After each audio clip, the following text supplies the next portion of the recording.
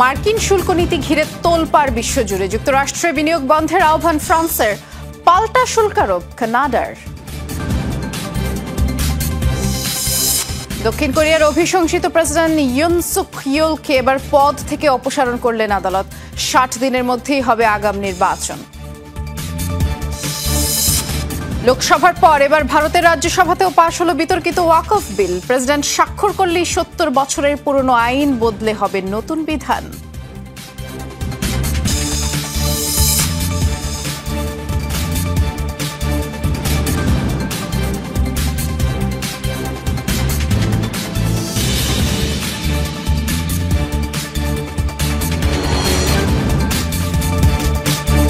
শিরোনামগুলো শুনছিলেন, নুসরাত বৃষ্টি আপনাদের সাথে আছি। যুক্তরাষ্ট্রের শুল্কারোপকে ঘিরে রাষ্ট্রনেতাদের একের পর এক হুমকি, পাল্টা হুমকিতে টালমাটাল বিশ্ব বাণিজ্য পরিস্থিতি।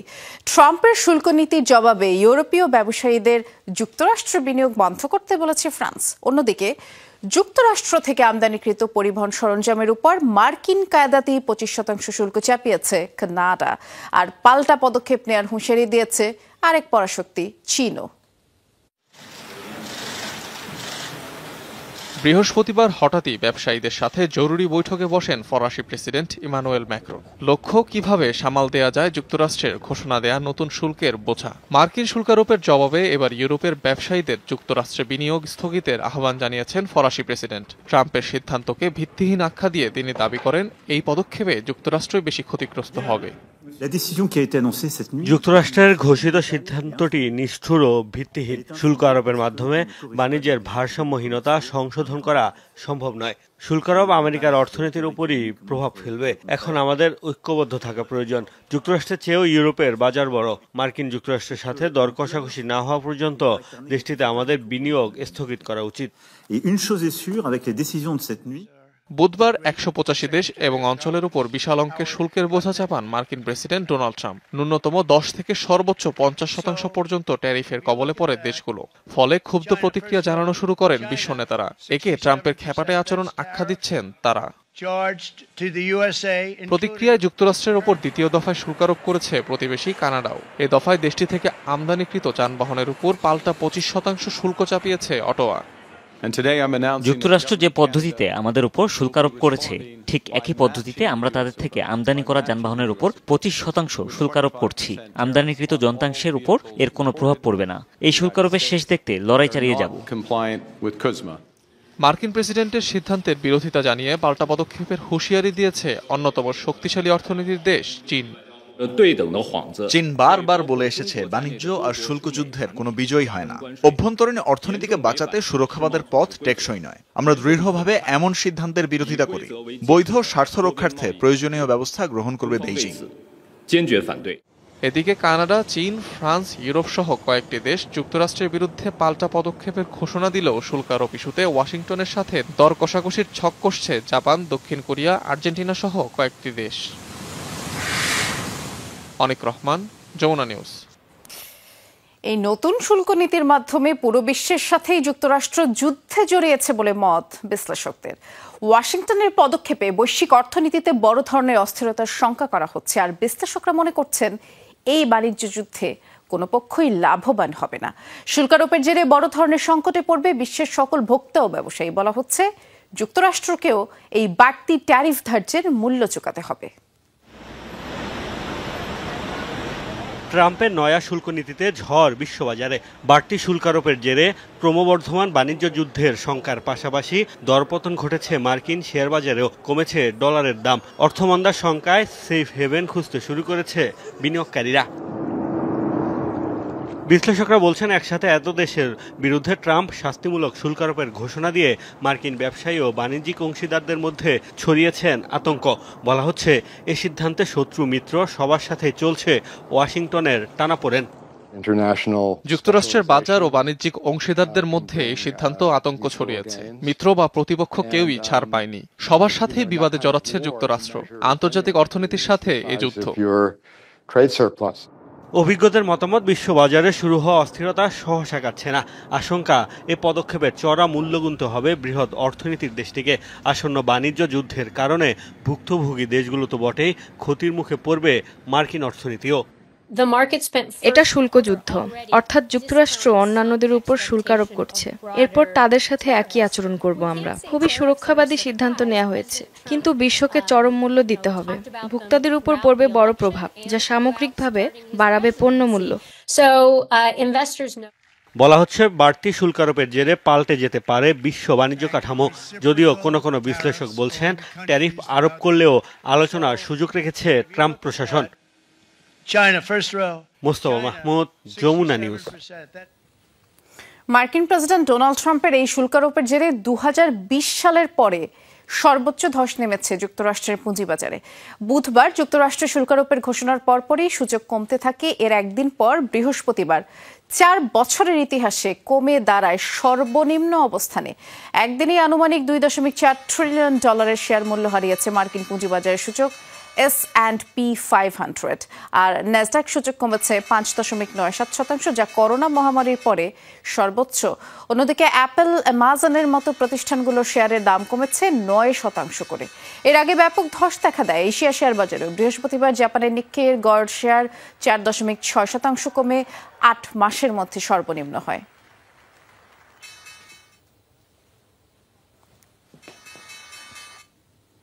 গাজার 3টি স্কুলে ভয়াবহ ইসরায়েলি হামলায় কমপক্ষে 33 জন নিহত হয়েছে, যার মধ্যে 18 জনই শিশু। এসব হামলায় আহত হয়েছেন আরও শতাধিক ফিলিস্তিনি। স্থানীয় সময় বৃহস্পতিবার এই হামলা চালানো হয়। কর্তৃপক্ষ জানিয়েছে, গাজা সিটির তুফবা এলাকায় অবস্থিত স্কুল 3টি আশ্রয়কেন্দ্র হিসেবেই ব্যবহার হচ্ছিল। এর মধ্যে দার আল আরকাম নামের একটি স্কুলে অন্তত 4টি ক্ষেপণাস্ত্র ছোড়া হয়। এদিকে বৃহস্পতিবার গাজা জুড়ে ইসরায়েলি তাণ্ডবে নারী শিশু সহ কমপক্ষে 112 ফিলিস্তিনির মৃত্যু হয়েছে, যার মধ্যে 71 জনের প্রাণ গেছে গাজা সিটিতে। আবারও লেবাননে হামলা চালিয়েছে ইসরায়েল। শুক্রবার দেশটির উপকূলীয় শহর সিদনে একটি বহুতল ভবন লক্ষ্য করেই হামলা চালানো হয়। এতে কমপক্ষে 2 জনের মৃত্যু হয়েছে। এখনও এই হামলা নিয়ে কোনো মন্তব্য করেনি ইসরায়েলের সামরিক বাহিনী। গত নভেম্বরে যুদ্ধবিরতি চুক্তি হওয়ার পর দেশটির 3য় বৃহত্তম শহর সিদনে এটি ইসরায়েলের প্রথম হামলা। এর আগে গত কয়েকদিনের রাজধানী বৈরুত সহ বিভিন্ন এলাকায় তেল আবিব হামলা চালিয়েছে, আর হিজবুল্লাহর বিরুদ্ধে হামাসকে সহযোগিতার অভিযোগ তুলেই এসব হামলা চালানো হচ্ছে। ইসরায়েলের সরকার বিরোধী বিক্ষোভকারীদের সাথে পুলিশের ব্যাপক সংঘর্ষ হয়েছে। বৃহস্পতিবার সন্ধ্যায় তেল আবিবে বেনিয়ামিন নেতানিয়াহুর লিকুদ পার্টির হেডকোয়ার্টারের সামনে ইসরায়েলিরা বিক্ষোভ করেন। ছিলেন বেশ কয়েকজন জিম্মির স্বজনও। এ সময় পুলিশ তাদেরকে বাধা দিলে সংঘর্ষ হয়। নেতানিয়াহুর হাঙ্গেরি ভ্রমণের প্রতিবাদ জানান বিক্ষোভকারীরা। আগামী নির্বাচন, গাজায় যুদ্ধবিরতি, জিম্মি মুক্তির দাবিতেও স্লোগান দেয়। আর চুক্তি ভেঙে গাজায় আবারও হামলা শুরু করায় জনরোষে পড়েছেন নেতানিয়াহু।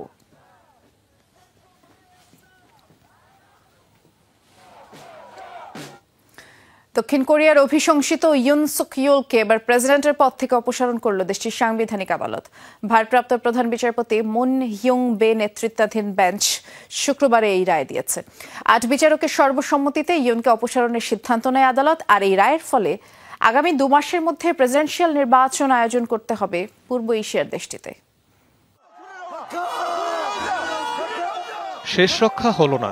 দক্ষিণ কোরিয়ার প্রেসিডেন্টের পদ ছাড়তেই হচ্ছে ইউন সুক ইয়োলকে। পার্লামেন্টে অভিশংসিত হওয়ার পর সাংবিধানিক আদালতও দিল অপসারণের সিদ্ধান্ত। সামরিক আইন জারি করে জনগণের অধিকার লঙ্ঘনের দায়ে দোষী সাব্যস্ত করা হয় তাকে। 8 বিচারকের মধ্যে 6 জনের অনুমোদনের প্রয়োজন থাকলেও সর্বসম্মতিক্রমে আসে সিদ্ধান্ত। রায়ের কারণে আগামী 60 দিনের মধ্যে আগাম প্রেসিডেন্ট নির্বাচন আয়োজন করতে হবে দক্ষিণ কোরিয়ায়। সার্বভৌম দেশের নাগরিকদের সহায়তায় আমরা আগামী নির্বাচন বাস্তবায়নে সর্বোচ্চ চেষ্টা করব, যাতে করে বিনা বাধায় সংবিধান এবং আইন অনুসারে পরবর্তী সরকার গঠন করা যায়। এদিকে রায় ঘিরে মিশ্র প্রতিক্রিয়া দেখা গেছে দক্ষিণ কোরিয়ার নাগরিকদের মাঝে। আমি রায়ের সম্পূর্ণ সম্প্রচারই সরাসরি দেখেছি। নিজেকে অত্যন্ত খুশি মনে হচ্ছে। এটা গণতন্ত্রের বিজয়। যারা রাস্তায় নেমেছিল তাদের বিজয়। সমাজ পুনর্গঠনে ইউনের অপসারণ প্রথম গুরুত্বপূর্ণ পদক্ষেপ। আমি কখনোই এটা মানতে পারবো না। এটা সঠিক নয়। মনে হচ্ছে এই দেশ রসাতলে যাচ্ছে। এটা কি কোনো সভ্য দেশের লক্ষণ? রায় প্রকাশের পরপরই ভক্তদের উদ্দেশ্যে বিবৃতি প্রকাশ করেন ইউন সুক ইয়োল। সমর্থকদের প্রত্যাশা পূরণে ব্যর্থ হওয়ায় ক্ষমা চান অপসারিত প্রেসিডেন্ট। গেল বছরের ডিসেম্বরে মার্শাল ল জারির ঘোষণা দেন তৎকালীন প্রেসিডেন্ট ইউন সুক ইয়োল, যার জেরেই অভিশংসিত হন তিনি। দক্ষিণ কোরিয়ার ইতিহাসে ইউন সুক ইয়োলই দ্বিতীয় প্রেসিডেন্ট যাকে জোরপূর্বক পদ থেকে অপসারণ করা হলো।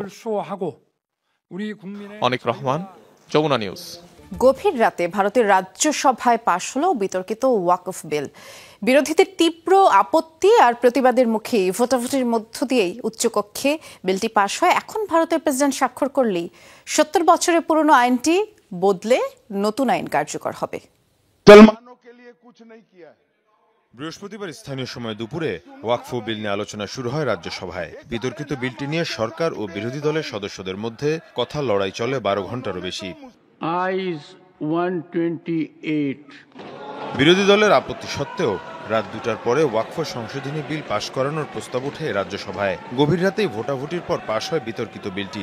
এর পক্ষে ভোট পড়ে 128টি আর বিপক্ষে 95টি ভোট। এ সময় বিলের তীব্র বিরোধিতা করেন রাজ্যসভায় থাকা বিরোধী দলের সদস্যরা। এ সময় হট্টগোল ছড়িয়ে পড়ে পুরো রাজ্যসভা জুড়ে।